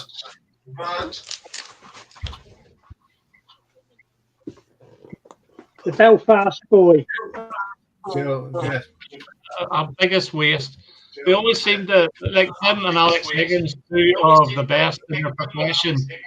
All they wanted to do was drop. Hello. King Kenny. Need that. Is that? Can you make? Is that Bobby again? That's Nobby Styles. Nobby Styles. Norbert Styles. Right, Martin. Who's your all-time favourite player? And don't say somebody from Spurs. Why on earth would I say that? All-time favourite goalkeeper, and he played for both, even though he's more Spurs than us. Oh, here's my favourite goalkeeper. Bob Wilson. Wow. Oh, yeah. My favourite player is probably Mark Overmars. Believe it or not, not Bergkamp. Probably Overmars because he was so quick. Good choice. I actually knew an ex-Chelsea player, John Dempsey. Back in the late 80s, we both worked in special needs. And we used to do the football. And we went down to this ground in London to play this team. My mate who was with me says, "Yeah, it's John Dempsey." I said, "Don't be daft." And it was. And we had such a crack with him. And he used to come up and he used to talk us about the 1970 Cup final when they beat Leeds. And he said that's the greatest thing he ever did. Was he the one that did that, the long throw-in? Yeah. Yeah. He could still do it, even being a bit older. I mean, I think he's passed away now, but we said, "Can you still throw a ball then, John?" From the halfway line into the box. Yeah. Was he a Chelsea player? He was a Chelsea player, John Dempsey. Really? Yeah, I remember old footage of a Chelsea player doing that, and that was obviously him. Yeah, John Dempsey was the king of the throwing. He was absolutely. I mean, he would have been in his 50s, late 40s, early 50s, and he could still. I'm sure those footballers from the 60s and 70s are furious looking at the wage packets of the footballers of today, where they got paid peanuts compared to what's happening today. Like, I don't know how much Declan Rice is on, but I think it's over £200,000 a week. It's mad, isn't it? It's just mad. So I play six-a-side. I play six-a-side with some blokes, and one of them, he plays for England over 65s. And he's still pretty good, he can run around a bit. He might even be like nearly 70, I think, now. But yeah. Okay.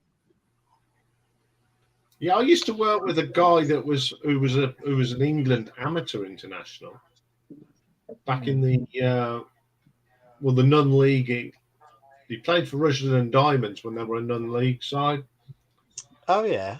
And he played for the England, like the non-league England side. Yeah. All I know is London 0, Hull 4. That's the House Martins. Yeah.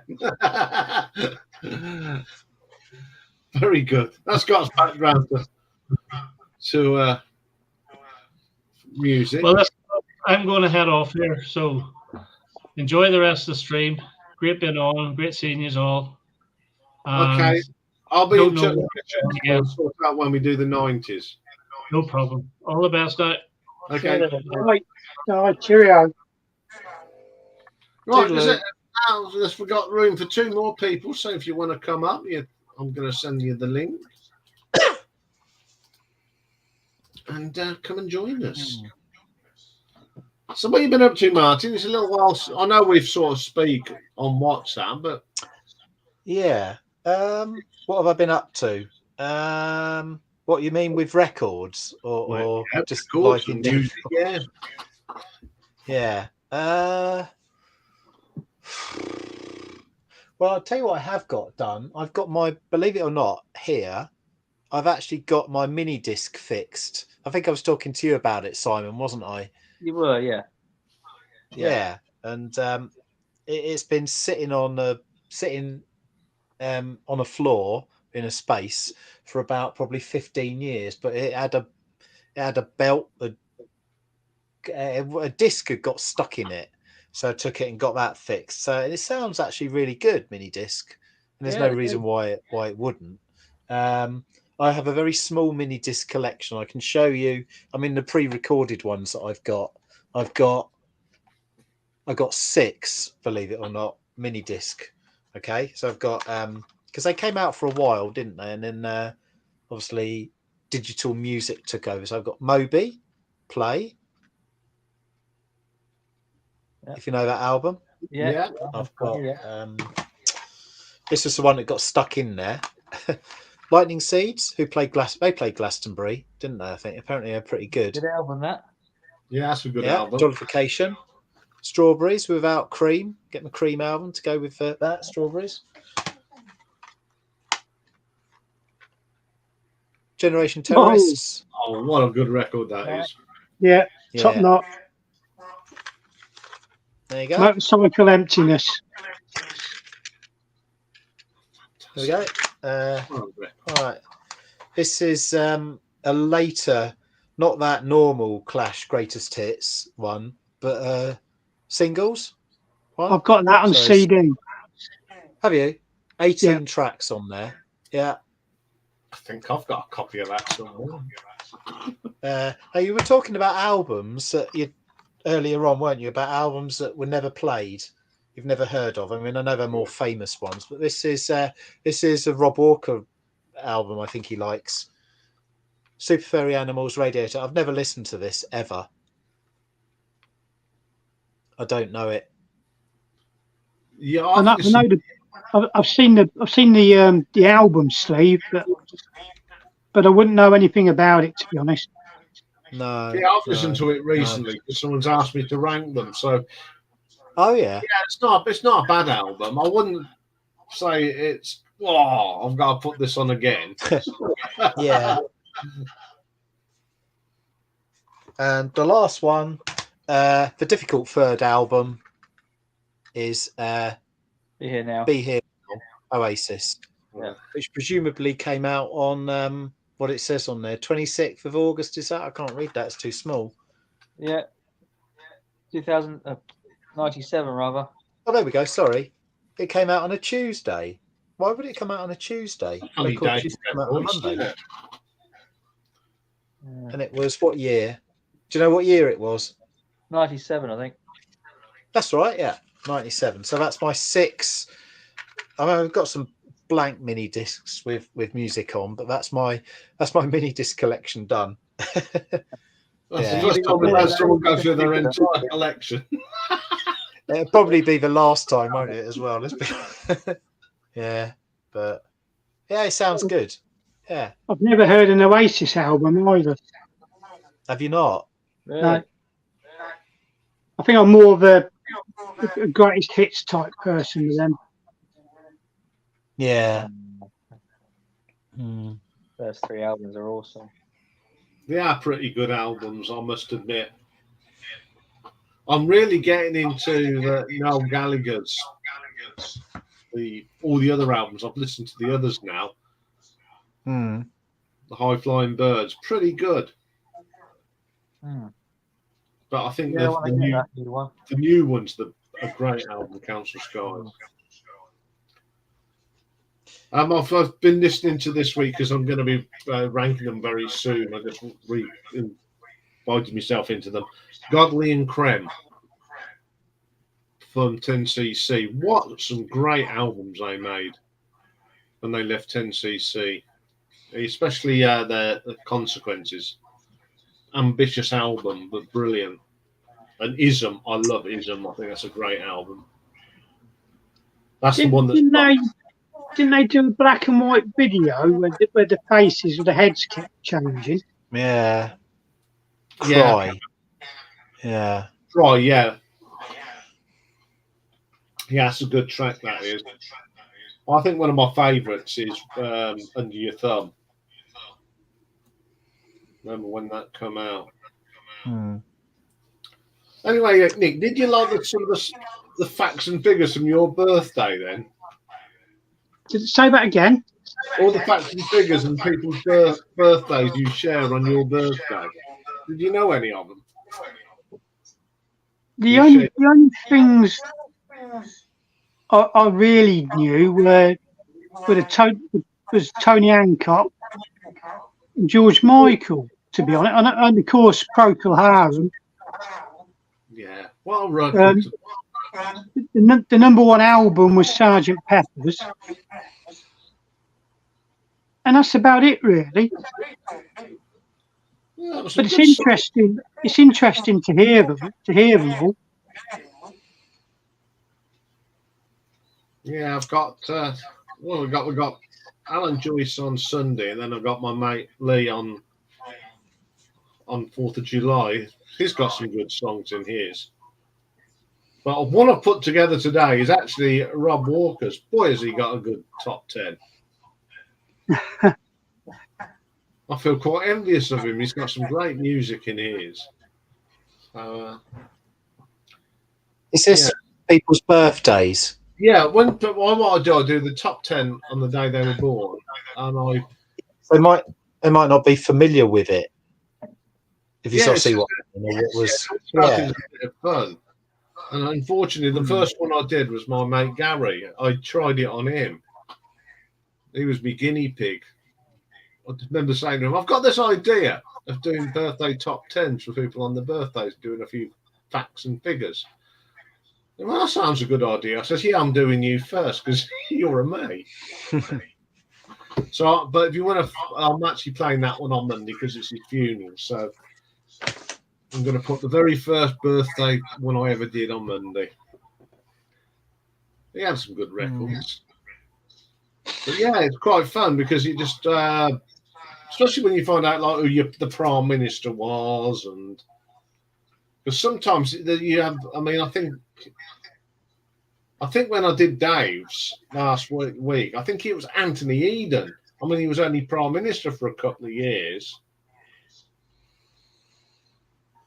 Again, was mine Edward Heath? Can't remember.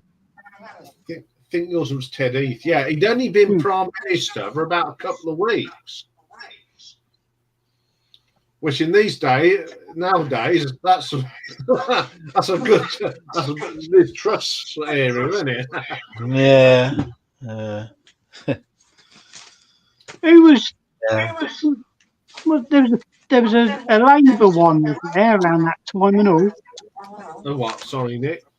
Wasn't there a Labour Prime Minister around that time? And before that, it was. In my history, I think it was Harold Wilson. Harold Wilson, I always get them mixed up. Yeah, then they went back to Ted Heath and to Harold Wilson. Then they had I remember being at school where we had 2 general elections in 1 year. Because we had 2. Callaghan? No? 1974 was when there was it was a hung parliament and they couldn't sort it out, so they had to go to the country again.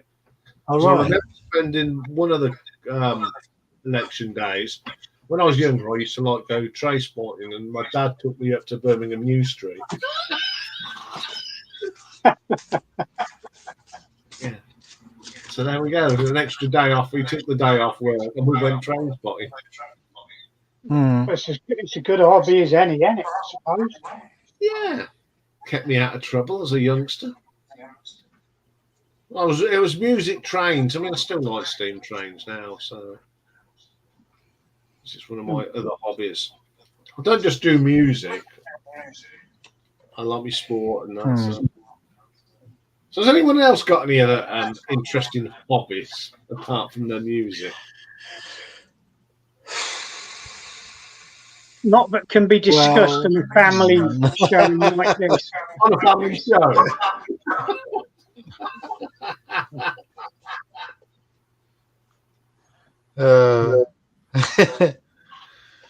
Oh, your hobbies get different, don't they, when you get older? Really, you know.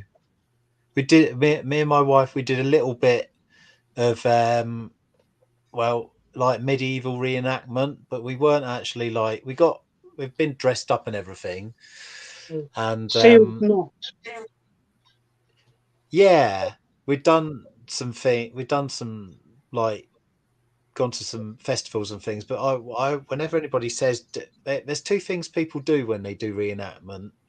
There's obviously like there's a village where you're not allowed to have your mobile phone or anything modern on display. You can't have your orange carrots in medieval times. So there's that bit. There's fighting, and then there's what you would call trading.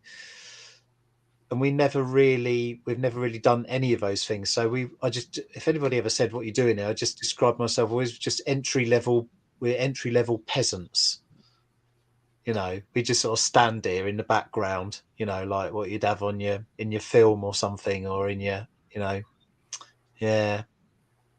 So we've done a bit of that. We dabbled, and I'm probably more into the history side of things. Yeah, I'd be more into you know, about the history of the actual battle. Yeah, Matt Batson just said when he was stationed at Lakenheath, we had a lot of people who would park around the base gathering town numbers. Yeah, that happens. Back, I mean, the other one that makes me wonder is people that collect bus spotting. Bus spotting, yeah. Or Eddie Stobart lorry spotting. Yeah. My daughter used to do that. Oh dear. But because I'm a lorry driver, when I used to go to all the distribution centres, and I see Eddie Stobart was there, I used to take photos of them for her. Oh, that's all Didn't right. they have a TV series? Yeah. That's quite good, wasn't it? That's interesting. I remember being about 10 years old with my cousin and sitting at my grandparents' bedroom window onto the main road, an A road, and believe it or not, we used to write down number plates in a book because you had three letters, three numbers, and a letter, didn't you? And we did that. I don't know what happened to the book, but we had pages of it, and that was a hobby, I suppose. But yeah, anyway. Yeah, I don't. So about going back to music, and one of the people I sort of follow and sort of she's helped me when I started doing my shorts, a girl called Mary. She put it on Instagram today that Steve Wilson of Porcupine Tree walked past her. So I put a little emoji. She says, and she went, I was too shy to go up and talk to him. Have you ever met anyone, and did you just go up, or were you too? Have you let people go because you're too shy to go and talk to them? No. Well, I don't know.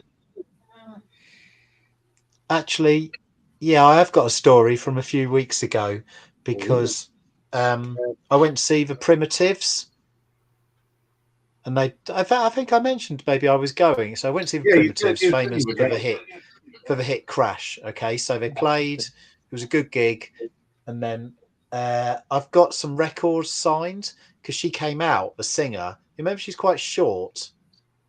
Yeah, Well, she's shorter little. than me. I'm not particularly tall. Yeah, yeah. Anyway, so there was two things that happened. I think I mentioned it on my video anyway. So one thing was, I was saying to her about the lyrics of this song, and I thought she said, "Look so cool in your Pepe socks." So this was from First Primitives album. Because do you remember you used to get those Pepe key rings in the 80s? Do you remember them, Simon? No. Well, you had Pepe jeans, didn't you? Anyway, for 30 years, I thought she was singing "Look so cool in your Pepe socks." And she turned around and said to me, "I'm sorry, I was actually singing "Look so cool in these purple socks." And I felt a melon. I remember you saying I that. felt an Yeah. absolute, yeah. And the other thing that I said was there was this scruffy looking guy playing guitar at the gig. Okay, so yeah, going back to where is it? So Lightning Seeds guy Ian Brody produced Galore, the last Primitives album before first time that they split. Anyway, there was this scruffy looking guy there. So I got him to sign these records as well. And I said, "So were you in the band back in the day when you had the hits?" And it only turned out, or it like transpired, that he had actually not just been in the band and was on the picture looking a lot younger, he'd actually produced the albums as well. So yeah, You got away with that one then, Martin. Just what a wally, eh? What a complete wally. Yeah. Anyway, Yeah, I'd like to pick up something about the Primitive compilation or whatever. yeah, Never seen you it. should be able to find them. Yeah. they were pretty big, weren't they? Back in the day. Yeah, from near you, Ian, aren't they? From Coventry, I think. Yeah, there's up the road from me. Yeah. Hmm. See, we've got them in. Apart from Bauhaus, of course, the other band that were from around here were the Jets. Love makes the world go round.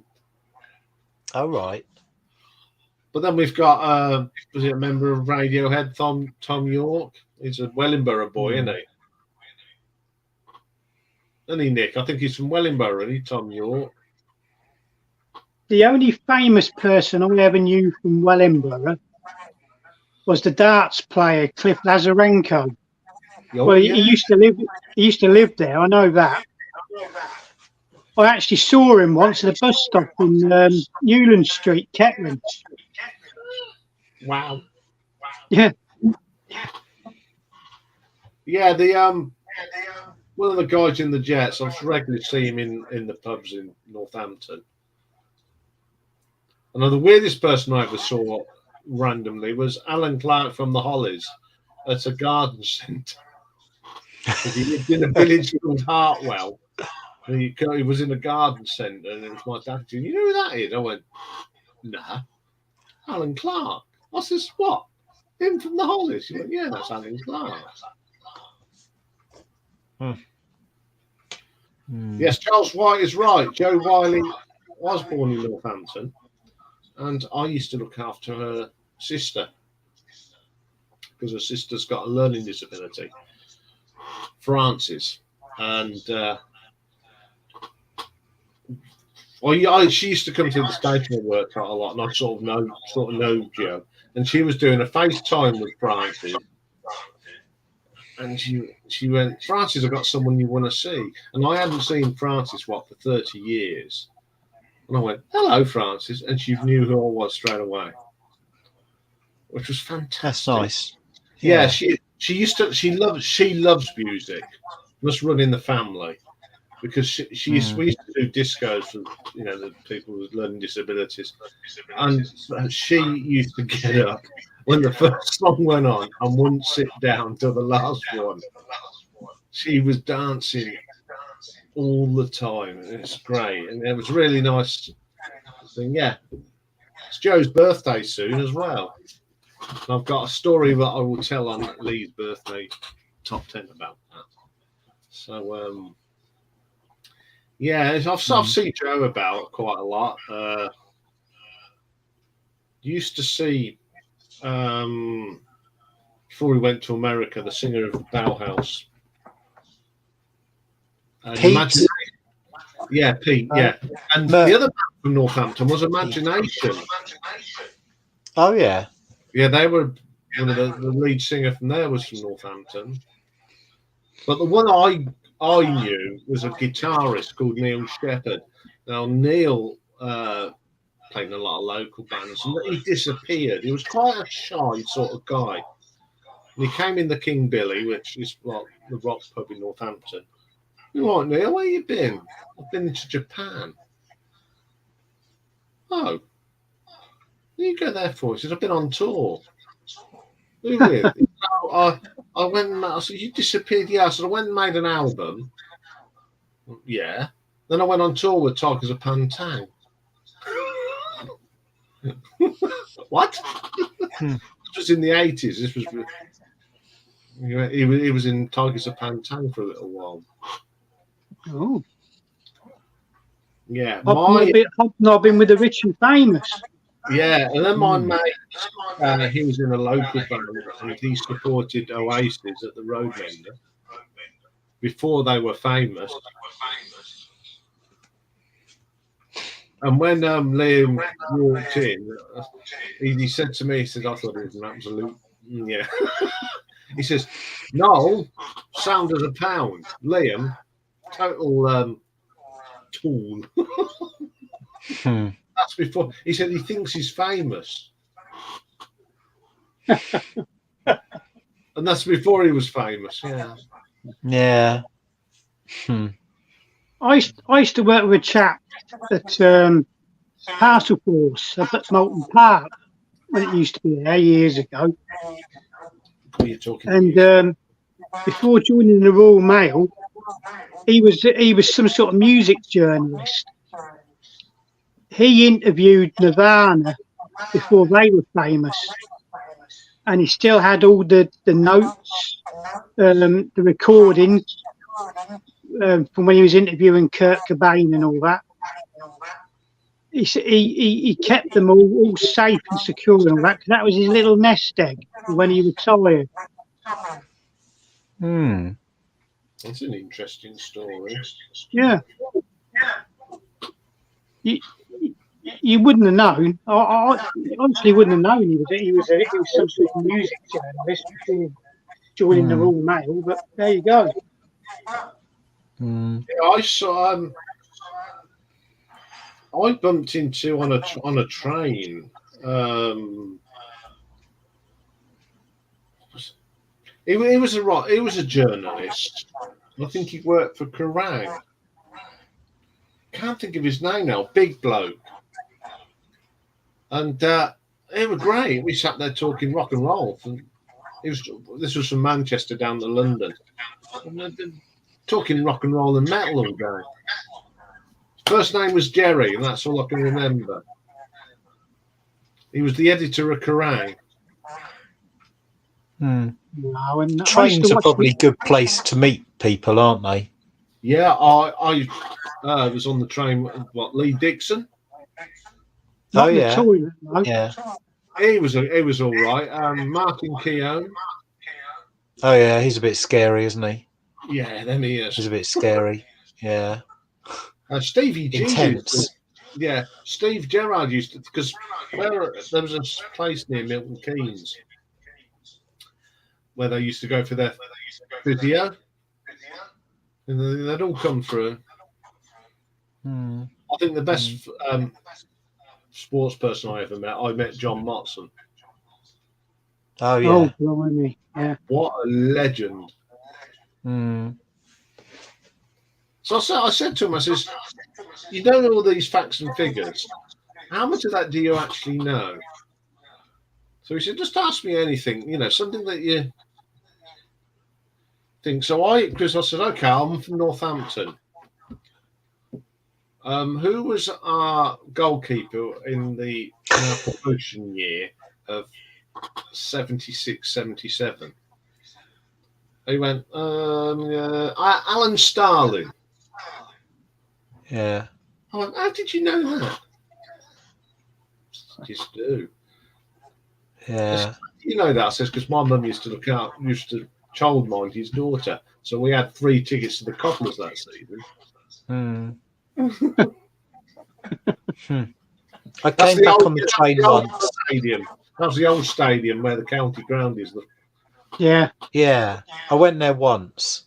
Yeah, when Aylesbury played them in the FA Cup, and is Alan Carr and the dad from Northampton? Yeah, Alan Carr. Yeah, there's that program on ITV at the moment. It's a it's what's the dad called? Graham Carr. Graham, yeah. Yeah, they used to live in the village, but just where I'm sitting now, it's about 5-minute walk from where they used to live. He managed Kettering Town as well. Did he? Yeah, he was a good manager. Well, we were runners up one season, I think, when he was there. I think Kidderminster won and got promotion. God. I never thought we'd sit here talking about non-league football. I love it. I used to watch Kettering home and away. Yeah. Well, we might have met then if they played Aylesbury, because there was a bit of aggro, Aylesbury and Kettering, a couple of times. Oh, I don't know. I don't think I've never been to. I've never seen them play at Aylesbury. No. Once I came just slightly. Sorry. Once I came back on a train with some mates from Newcastle, and we got off, and it was definitely Gaza, Paul Gascoigne. So Gaza, he managed Kettering. He did, didn't he? Yeah, he looked terrible. Only for about half a dozen games. Yeah. I mean, Gaza, he was a phenomenal player, wasn't he? Really, I mean, he was. Panache, didn't he? Sorry, crashed. Yeah. Anyway, unfortunately, it's come to that time where I'm still poor and can only do a 2-hour thing to keep me. Oh, okay. Yeah. So, thank you very much for watching, and it's getting a diverse conversation, which is great. Talk about the world and everything. That's what it's all about. What have I got for you tomorrow? Bit of Pretty Maids live, the new Queen to the Stone Age album, which is pretty good, and Government Mule. So have a good week, everybody, and I will see you all next week. Thank you very much for my wonderful panel, people that have been up and gone. And love to see you again, Martin. We'll have to sort something out for a meet. I mean, they've done it in America. Yeah. The Brits did it. Showed them how the Brits. Yeah. What record fair are you doing next, Martin? I'm doing Windsor, I think, in a couple of weeks, couple of Sundays' time. Windsor, Windsor Castle. Yeah. Have you been to Windsor? I have, yeah, many times. To Windsor. Oh, God, I get that so much over on Rachel. You mean the Windsor? Yeah. If you want to come along, you can guard my stall if I need to go to the toilet. If you want, Yeah. Okay, then I'm gonna pull the plug. So see you all next week, everybody. Take care. Cheerio. Bye for now. Toodaloo. Toodaloo. All that.